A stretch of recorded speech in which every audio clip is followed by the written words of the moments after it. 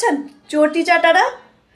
তখন এসআইআর হওয়ার জন্যই এখনকার মাননীয় মুখ্যমন্ত্রী মমতা ব্যানার্জি আন্দোলন করছে এসআইআর হতে হবে।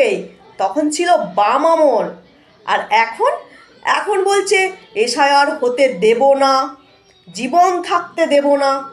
আর তার সঙ্গে কিছু চটি চাটারাও আন্দোলন করছে। আর সেই সব চটি চাটাদেরকেই দেখানোর জন্যই আমি ভিডিওটা দিলাম।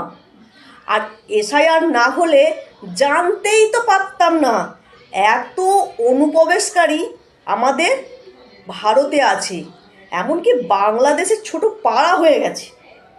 এখন নিউ টাউন, মধ্যমগ্রাম, ব্যারাকপুর পুরো ফাঁকা হয়ে গেছে। শুধু কি তাই, এসআইআর না হলে জানতেই তো পারতাম না যে এত মৃত ভোটার আছে।